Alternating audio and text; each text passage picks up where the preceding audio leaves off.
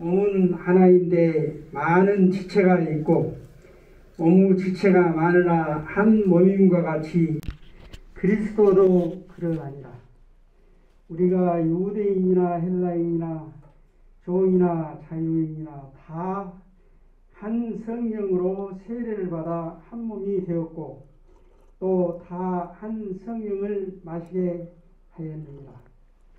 몸은 한 지체뿐만 아니요 여럿이니 만일 발이 이르되 나는 손이 아니니 몸에 붙지 아니하였다 할지라도 이로써 몸에 붙지 아니한 것이 아니요 또 귀가 이르되 나는 눈이 아니니 몸에 붙지 아니하였다 할지라도 이로써 몸에 붙지 아니한 것이 아니니 만일 온 몸이 눈이면 듣는 곳은 어디며 온 몸이 듣는 곳이면 냄새 맡는 곳은 어디냐.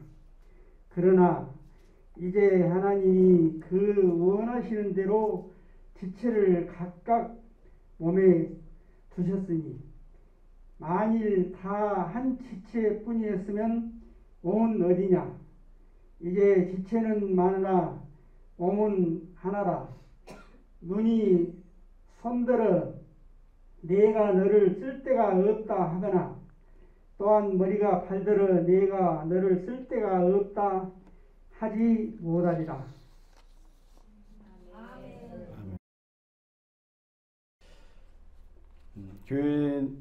교회는 하나님께서 세우십니다.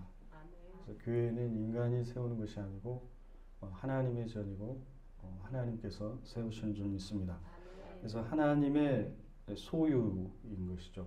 교회는 인간의 누구의 것이 아니라 어떤 목사의 것도 장로의 것도 아니고 교회는 하나님의 소유인 줄로 믿습니다.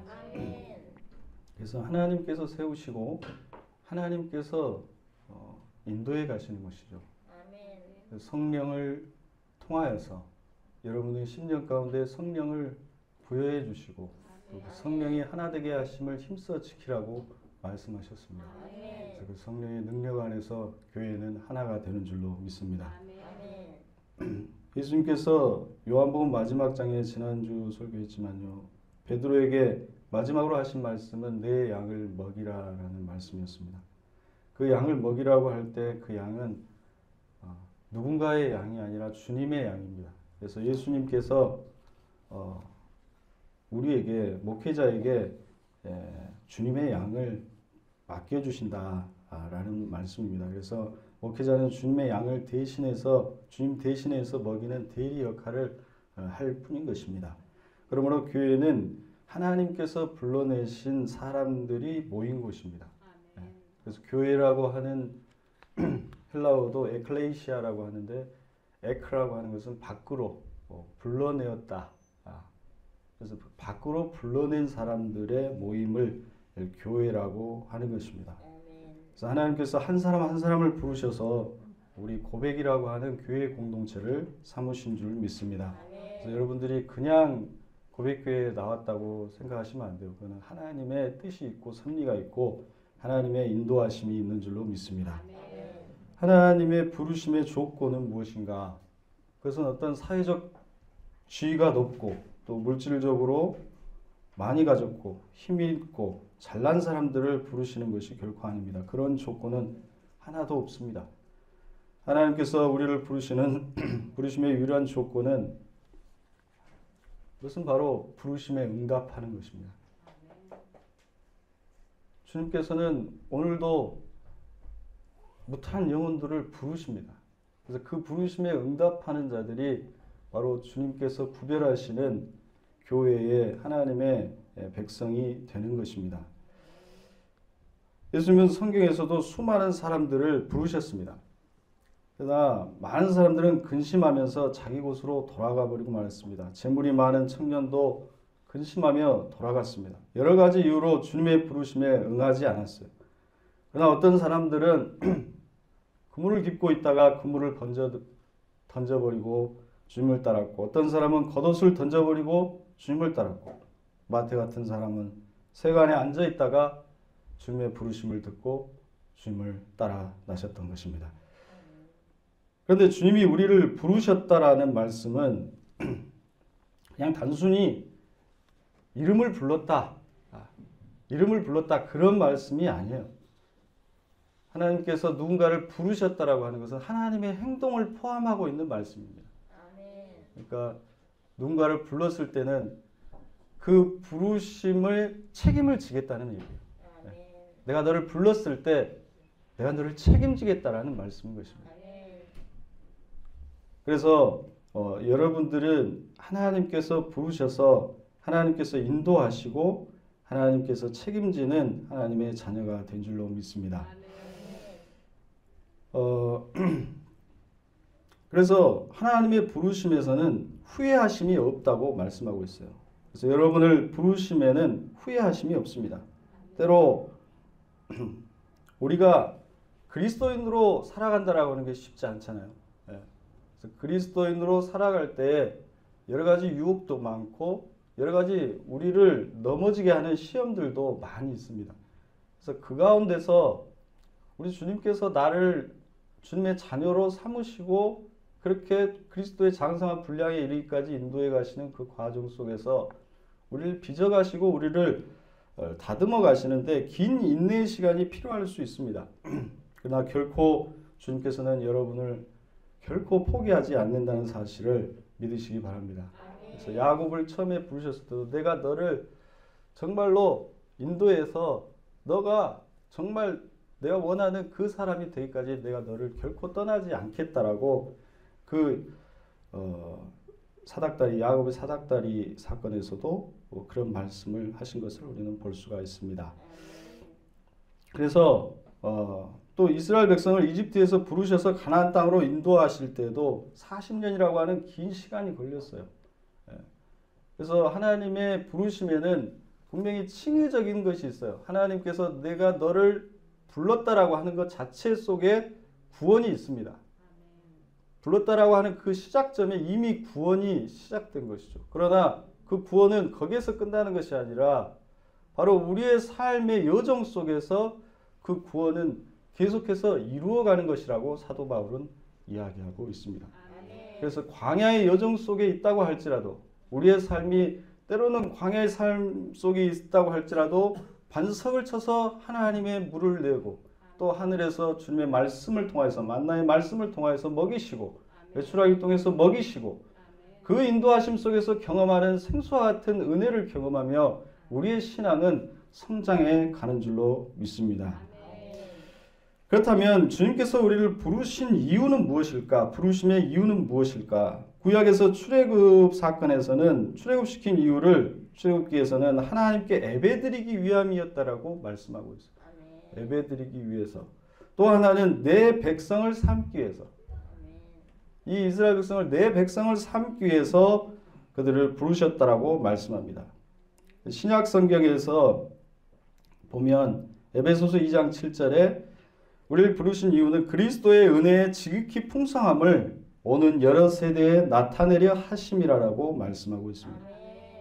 그러니까 그리스도의 십자가의 사랑의 은혜 그리고 그 부활하심의 은혜를 우리를 이렇게 세우시고 우리를 회복시키시고 우리를 그리스도인으로서 살아가게 하시는 그 구원의 백성으로 살아가게 하시는 그 놀라운 은혜를 많은 사람들에게 나타내 보이시기 위해서 그 그리스도를 나타내 보이시기 위해서 그리스도의 십자가와 부활을 나타내 보이시기 위해서 우리를 부르셨다라고 말씀하고 있는 것입니다. 그러므로 교회는 예배를 통해서 십자가의 사랑과 용서와 섬김과 겸손이 드러나는 곳입니다. 또한 교회는 부활의 능력 안에서 우리 안에 있는 상처가 치유되어지고 질병이 치유되어지고 회복되어지고 우리 영혼이 이렇게 세워지는 일어섬의 역사가 나타나게 되는 줄로 믿습니다. 그러므로 교회는 하나님이 드러나고 그리스도의 복음이 드러나야지 사람이 드러나려고 하면은 교회는 그 근간이 흔들리게 됩니다. 또한 하나님을 예배하고 의지해야지 교회가 돈을 의지하고 물질을 의지하고 욕망과 권력에 기대거나 의지하게 되면 교회는 그 빛을 잃어가게 되고 맛을 잃어버리게 되고 우상 숭배에 빠지게 되고 마는 것입니다. 그러므로 사단은 교회를 이러한 것들을 이용해서 교회를 무너뜨리려고 하는 것입니다. 교회가 이런 것들을 떠나서 정말로 하나님의 말씀대로 세워져 가려고 할 때 사단은 꼭 교회를 무너뜨리려고 하는 것입니다. 예수님이 공생애를 시작하실 때 처음 광야에서 40일 금식 기도를 하셨어요. 그때 맞닥뜨린 시험이 3가지가 있습니다. 여러분 잘 아시죠? 처음에 바로 사단이 이 돌을 떡덩이가 되게 해라, 되게 해봐라. 너 너무 배고프지 않냐? 이 돌을 떡덩이가 되게 해서 먹어라 라고 이야기했을 때 뭐라고 말씀하십니까? 사람이 떡으로만 사는 것이 아니요 하나님의 입으로부터 나오는 모든 말씀으로 살 것이다 라고 말씀하셨습니다. 그래서 사단은 이제 온 천하를 보여주며 너가 나에게 절을 하면은 이 모든 천하를 다 주겠다라고 유혹합니다. 사단은 우리에게 세상의 힘을 갖게 하고 세상의 권력을 갖게 해서 교만해지게 만들어서 상대를 무시하고 경멸하고 정죄하도록 해서 십자가의 사랑을 잃어버리게 만드는 것입니다. 그래서 주님은 주 너의 하나님께만 경배하고 다만 그를 섬기라 라고 사단을 물리칩니다. 또한 사단은 주님을 높은 곳으로 올라가게 해서 한번 떨어져 봐라. 천사가 너를 받아줄 것이다. 수정될 것이다. 라고 유혹합니다.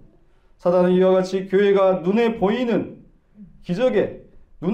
기적에만 매달리게 해서 하나님을 이용해서 자신을 높이려고 하고 기적이 일어나는 것만이 하나님의 역사인 것처럼 우리를 속이고 정말로 교회를 통해서 이루시고자 하는 한 사람의 인격적인 변화, 한 사람의 심령 속에 들어오셔서 새로운 피조물이 되게 하시는 그 한 영혼이 주님께로 돌아오는 놀라운 하나님의 은혜를 가볍게 여기도록 우리를 속이고 있다는 것입니다. 그때 주님은 주 너의 하나님을 시험하지 말라라고 말씀하시고 사단을 물리치고 있습니다.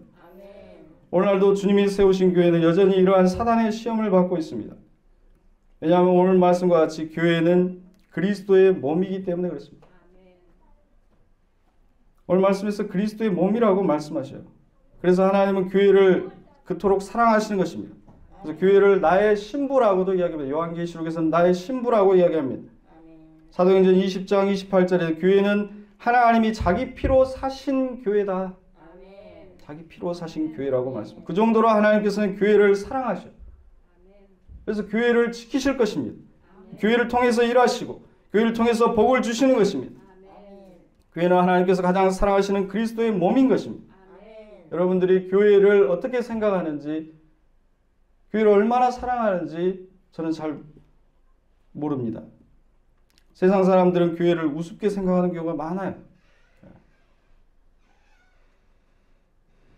요즘 들어서 더 그런 것 같아요. 하지만 진정 교회가 되었을 때 교회는 분명 하나님의 임재하시는 하나님의 임재 통로가 되는 줄 믿습니다. 그래서 교회는 다른 것이 아닌 예수 그리스도께 집중해야 합니다. 다른 것에 시선을 둘 것이 아니라 우리는 그리스도의 십자가와 그리스도의 부활하심의 그 복음에 우리는 집중해야 될 줄로 믿습니다. 건물에 집중해서도 안 되고 사람에 집중해서도 안 되고 물질에 집중해서도 안 됩니다. 그러면 실망할 수밖에 없습니다. 어떤 목사님께 들은 얘기인데요. 어떤 한 권사님이 자기 아들이 하도 교회를 안 가려고 하니까 왜 그렇게 교회가 가기 싫으냐라고 이유를 3가지 한번 대봐라 그랬는데, 첫째는 피곤해서 가기 싫다. 두 번째는 교회 가면은 평소에 안 친한 사람들도 친한 척 하니까 그것이 좀 가식적으로 느껴져서 가기 싫다. 그리고 3번째는 장로님들이 나를 싫어하는 것 같아서 가기 싫다. 그렇게 말했다고 그래요. 근데 이제 그 권사님이 그러면은 교회를 가야 되는 이유를 3가지를 이야기해 주겠다. 그래서 첫째는 너는 항상 피곤하다. 두 번째는 교회는 하나님을 만나러 가는 것이지 사람에게 지나치게 신경 쓰면 안 된다. 교제도 중요하지만 사람에게 지나치게 매달리면 안 된다. 그리고 3번째는 너가 담임 목사이기 때문에 가야 된다.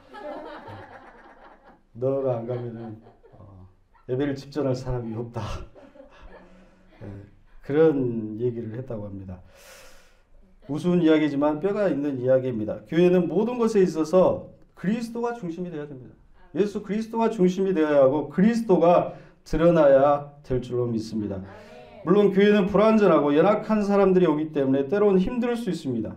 그러나 우리는 하나님께 더욱 집중하고 그리스도께 우리의 마음을 더 집중해야 할 것입니다. 그리스도께 집중한다는 것이 성도 간에 교제하는 것이 소중하지 않다는 말이 아닙니다. 성도 간의 교제는 매우 중요합니다. 그래서 우리 교회는 늘 코로나 시기만 빼놓고는 함께 식탁에 교제를 하고 이렇게 교제를 하고 교제를 굉장히 중요하게 생각합니다.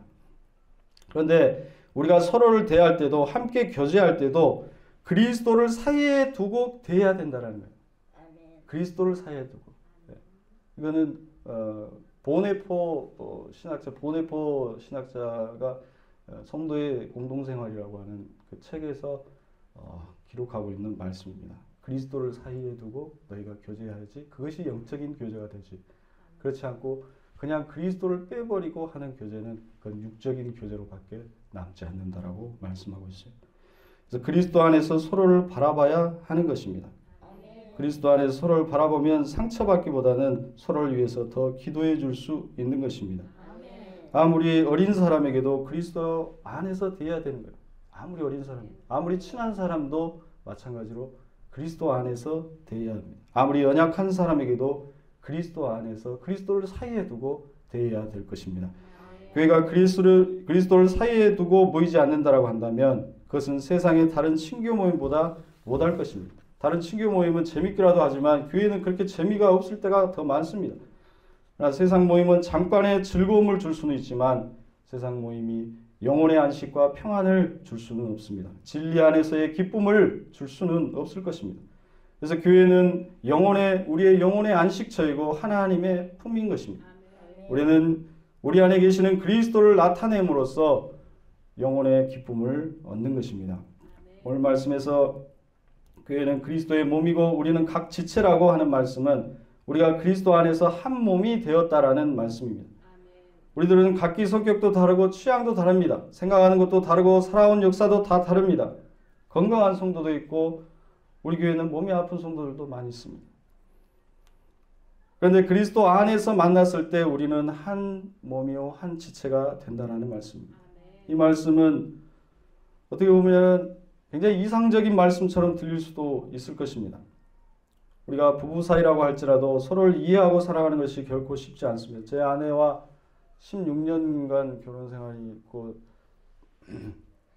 교제를 9년, 10년 정도 했기 때문에 다 합치면 25년 정도 제 아내하고 같이 함께 했는데 지금도 투닥투닥하고 이해하지 못하는 부분들이 아직도 많이 있습니다. 이렇게 서로를 받아들인다라고 하는 것이 쉽지 않다라는 말씀을 드리는 겁니다.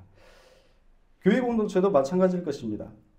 그러나 교회 공동체가 일반 모임과 일반 사귐과 다른 점은 그리스도를 사이에 두고 서로를 바라본다라는 사실. 그리스도를 사이에 두고. 그리스도 안에서는 가능하다라는 것입니다. 그것은 내가 이해하는 것이 아니라 내가 그 사람을 이해하는 것이 아니라 그리스도의 사랑으로 그 사람을 이해하는 것이기 때문에 그렇습니다.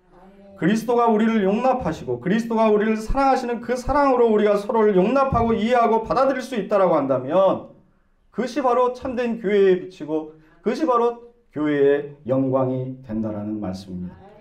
그리스도의 사랑 안에서 서로를 바라볼 때 우리는 오히려 더 기도할 수 있게 되고 누군가의 아픔을 나의 아픔으로 품을 수 있게 될 것입니다. 그러므로 인간적인 눈으로 서로를 바라보면 교회는 소망이 없지만 그리스도를 사이에 두고 서로를 바라볼 때 교회는 하나님의 소망이고 그리스도의 영광이 되는 줄 믿습니다. 또한 오늘 말씀 13절에 유대인이나 헬라인이나 종이나 자유자나 다 한 성령 안에서 한 몸이 되었다라고 말씀하고 있습니다.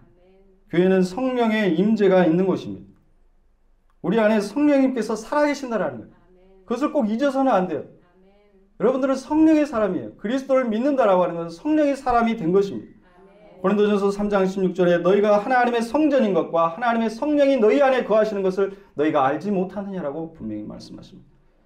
오늘 말씀 12장 위쪽에 올라가서 3절에 보면 성령으로 아니하고는 누구든지 예수를 주시라 고백할 수 없다라고 말씀하고 있습니다. 만약 여러분들이 예수님을 나의 구주로 고백하고 있다면 여러분의 심령 안에 성령이 함께 계시는 줄로 믿습니다. 성령이 함께 계셔요. 그 성령이 주시는 첫 번째 은혜는 무엇인가? 그것은 내가 죄인임을 깨닫게 해주십니다. 그래서 내가 그리스도의 은혜가 필요한 사람임을 알게 해주십니다. 그래서 성령은 그리스도께로 나를 인도하시고 내가 그리스도 안에 살게 하시고 늘 그리스도가 생각나게 하셔서 그리스도를 기억하는 삶을 살게 하시는 분이, 그걸 도와주시는 분이 바로 성령입니다. 그래서 여러분들이 평상시에 좀 이렇게 성령님과 가까이 할 필요가 있어요.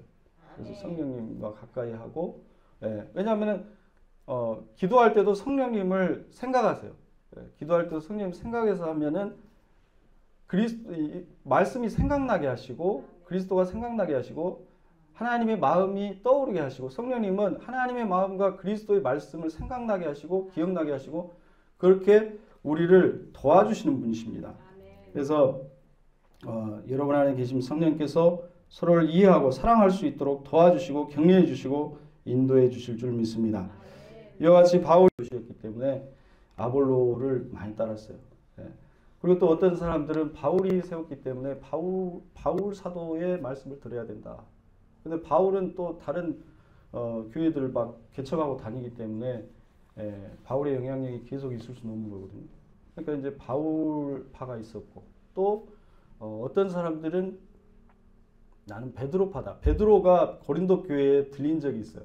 그래서 왜냐하면 예수님의 수제자이기 때문에 교회에 어떻게 보면 수장이었기 때문에 베드로가 이제 고린도 교회에 들려서 뭘 강조했냐면 우상 숭배를 하지 말고 또 정말 절제해야 된다라는 말씀을 굉장히 많이 했어요. 왜냐하면 고린도 교회는 고린도라고 하는 도시 자체가 굉장히 부패한 도시였기 때문에 거기에서는 굉장히 욕망을 절제하는 것이 굉장히 믿음과 관련이 있다라고 하는 금욕주의적인 설교를 했습니다. 그래서 이 베드로의 그런 말씀을 듣고 이제 베드로를 따라해서 베드로 말이 맞다. 또는 어떤 사람들은 나는 그리스도파다. 나는 예수님과 직통으로 만난다. 그렇게 해서 네 가지 파로 나뉘어져 있었습니다. 그래서 사도 바울은 그러한 모습들을 보고 너희가 사람이 아니다 라고 경고를 했습니다. 그래서 고린도전서 3장 6절에서 7절에 나는 심었고 아볼로는 물 주었으되 오직 하나님께서 자라나게 하셨으니 그런즉 심는 이나 물 주는 이가 아무것도 아니로되 오직 자라게 하시는 분은 하나님뿐이로다 라고 말씀하셨습니다. 또한 고린도 교회에 은사 문제가 있었는데 고린도 교회 성도 중에서는 자신의 은사가 귀하지 않다고 해서 주눅이 들어서 열등감을 가지고 교회를 떠나려고 하는 사람들이 있었어요. 왜냐하면 애언하는 사람들이 있었고 방언하는 사람들이 많았어요. 그래서 나는 애언도 못해 방언도 못해 라고 자책을 했어요. 그래서 바울은 가장 좋은 은사가 무엇이냐? 그것은 바로 13장에서 사랑의 은사다.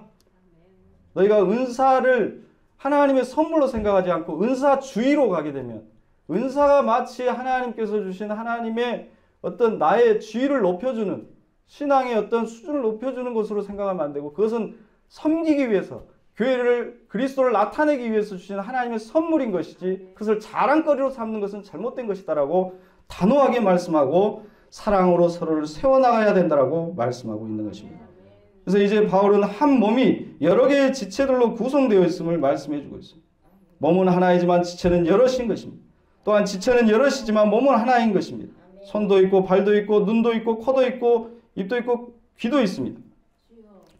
무릎은 아무 일도 안 하는 것 같지만 다리와 다리 사이를 연결해 줍니다. 손톱도 아무것도 아닌 것 같지만 손톱은 손가락을 보호해 줍니다. 이러한 지체들은 각자의 역할이 다 있습니다. 그래서 각 지체들은 자신의 역할을 다하면서 한 몸으로 구성되어 있다라고 말씀합니다. 그러나 몸에는 연약한 지체도 있기 마련이라고 바울은 말씀합니다. 귀가 연약해져서 다른 지체들보다 약해질 수 있습니다. 그렇다고 해서 귀를 떼어내버릴 수 없는 것입니다. 또한 원래부터 연약한 지체들일 수도 있습니다. 그런 지체들에 대해서 너는 떨어져라, 떨어져 나가버려라 라고 말할 수 없다는 것입니다. 교회는 한 몸이요 그리스도 안에 하나이기 때문에 절대로 떨어질 수 없다는 것입니다. 연약한 지체가 있다면 다시금 회복될 수 있도록 격려하고 도와줘야 한다는 것입니다. 오히려 더 신경 써주고 더 기도해주고 더 도와주어야 한다는 것입니다. 그것은 그 자체가 사는 길이, 그 지체가 사는 길이, 그 지체가 사는 길이 온 몸이 건강해질 수 있는 길이기 때문에 그렇습니다. 그 지체를 떼어버리는 것은 오히려 온 몸을 해치는 길이 된다고 말씀해요. 손톱 하나가 여러분들 빠지면 얼마나 아픕니까? 그러한 것과 같다라는 것입니다. 그러므로 교회 공동체에서 가장 필요한 것은 사랑과 용서와 겸손이고 가장 경계해야 할 요소는 바로 교만과 정죄입니다. 교만과 정죄는 교회 공동체를 힘들게 하고 무너뜨립니다. 반면에 사랑과 겸손은 교회 공동체를 세우고 교회 공동체가 잘 돌아갈 수 있도록 이끌어줍니다. 저에게는 중학교 때 가장 친했던 그 민우라는 친구가 있는데요. 그 친구가 미술에 소질이 있어가지고 이제 미대를 갔어요. 그래서 이제 그쪽 길로 이렇게 계속 가더라고요. 그래서 한 번은 이제 전화 와서 여기 조대 미대에 강의를 나왔다. 그래서 이제 만난 적이 있습니다. 그래서 친구는 이제 어떻게 보면은 그쪽 길이 어려운 길임에도 불구하고 어느 정도는 길이 좀 잘 열려서 그렇게 잘 된 케이스라고 볼 수 있을 것입니다. 그래서 제가 목사인 줄 알고 한 가지 기도 제목이 있다고 해서 말해보라고 했더니 첫째 아이가 소아마비 확진 판정을 받았다라는 것입니다. 그래서 원래는 이제 그 친구가 제가 중학교 때 그 문학의 밤 같은 거 있잖아요. 문학의 밤 같은 거 옛날에는 문학의 밤 많이 있잖아요. 그래서 그때 처음으로 이제 교회에 한번 와보라고 나 연극하니까 한번 와보라고 해서 그때 이제 교회를 좀 나오다가 신앙심은 없었어요. 그 이후로도 신앙심은 그렇게 없었는데 하여튼 기도 부탁을 하더라고요. 자기 아이를 낳았는데 소아마비 확정 판정 받았다. 그래서 나는 참 받아들이기 어려워서 얼마나 방황을 많이 했는지 모른다. 그런 얘기를 하더라고요. 그래서 방황하고 있었는데 어느 순간 그 아이를 바라보면서 하나님께 기도해야 되겠다는, 교회에 나가야 되겠다라고 하는 생각이 들어서 교회에 나가서 기도하게 되었다라고 고백하였습니다. 그리고 그는 기도하면서 자기가 얼마나 교만한 사람인지 깨달았다라고 고백을 했어요. 그래서 내 삶을 내가 어떻게 바라봤는지 그것에 대해서 다시금 돌아보게 되었다라고 고백했습니다. 그래서 이제는 그 아이를 키우면서 지금까지 한 번도 자신이 행복하다라는 그런 생각을 하지 못했었는데 아이가 1년 반 만에 소아마비는 이제 엄청 늦잖아요. 근데 계속해서 이제 이렇게 재활 치료를 하고 있어요. 그래서 1년 반 만에 배밀이를 하는데 정말 눈물이 날 정도로 행복했다는 것입니다. 지금은 둘째 아이를 낳아서 두 딸을 키우면서 잘 살고 있습니다. 그는 고백하기를 지금까지 너무나 불평만 하면서 살았다는 것입니다. 내게 주어진 작은 것에 감사할 수 있었는데 그것을 볼 수 있는 눈이 없었다라고 고백합니다. 이제 자기의 시간은 아주 느리게 흘러간다라고요. 왜냐하면 아이가 늦게 자라기 때문에. 둘째 아이는 훨씬 빨리 자라죠. 근데 첫째 아이는 모든 것이 느려요. 모든 것이. 그래서 자기의 시간은 그 아이와 함께 느리게 흐르지만 그 느려진 시간을 아이와 함께 보내면서 매일매일 감사하고 있다는 것입니다. 그 얘기를 듣고 제가 너의 영혼을 깨운 사람은 바로 둘째 아이인 것 같다고 하면서 자네는 하나님께 큰 선물을 받았다라고 말해 주었습니다. 이와 같이 한 연약한 지체가 도리어 나를 살리고 공동체를 살릴 수도 있는 것입니다. 교회는 하나님의 영광입니다. 우리는 그 교회로 부르심을 입었습니다. 그리스도의 몸된 교회로서 우리는 그리스도의 지체로 서로가 각자 다르지만은 그렇게 이해하면서 살아가는 것입니다. 그리스도의 은혜의 공급하심을 통해서 살아가는 것입니다. 그 은혜 안에서 그리스도의 사랑과 용서와 인내와 겸손과 섬김이 있고 그 은혜 안에는 치유와 회복과 우리를 일으켜 세우시는 하나님의 부활의 능력이 우리 교회 가운데 나타나게 되는 줄로 믿습니다.